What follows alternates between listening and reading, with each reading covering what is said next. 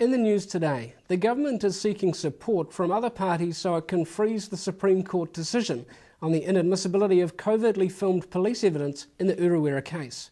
Both the Greens and the Māori Party have voiced concerns about the government's plans to pass legislation under urgency next week.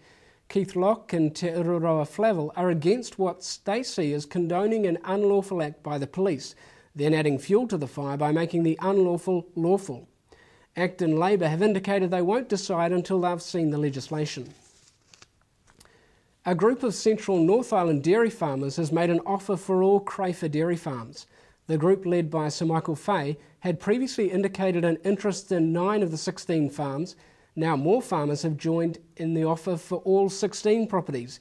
The offer is worth just over $170 million.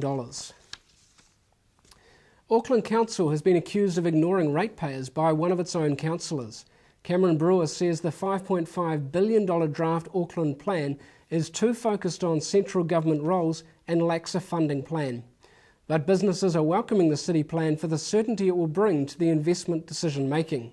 The EMA says it holds challenges that recognise residents' dreams for the city. Nelson has celebrated the birth of New Zealand rugby with a reenactment of the country's first rugby game in 1870. Today's event started with a massive haka by 1,200 Nelson College students at midday. That was followed up by the replica game under the old rules, where each team of 18 players aimed to place the ball over the try line, giving them a try at kicking for goal to gain a point. Coast-to-coast champion Steve Gurney has escaped with minor injuries after a collision with a train. His car was extensively damaged from the crash, which happened at a rail crossing near Rangiora just after 7 a.m. Steve Gurney says he saw the impact coming as if in a movie and remembered thinking his life was over.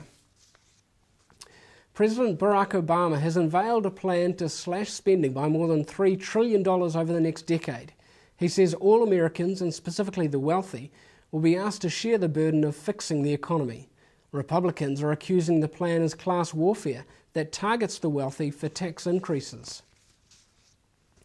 Explosions have rocked Yemen's capital as the worst violence in a 7-month uprising against the government continued for a third day. Since Sunday, loyalist troops have killed at least 57 people and wounded 650 other pro-democracy protesters, calling for President Saleh to slip down. Finally, a new medical study is suggesting there could be such a thing as man flu. British researchers have found evidence to indicate that men do suffer more than women because their immune system is less effective at fighting infections. That's it from me. Keep up with the headlines on Shine TV or online at rema.co.nz.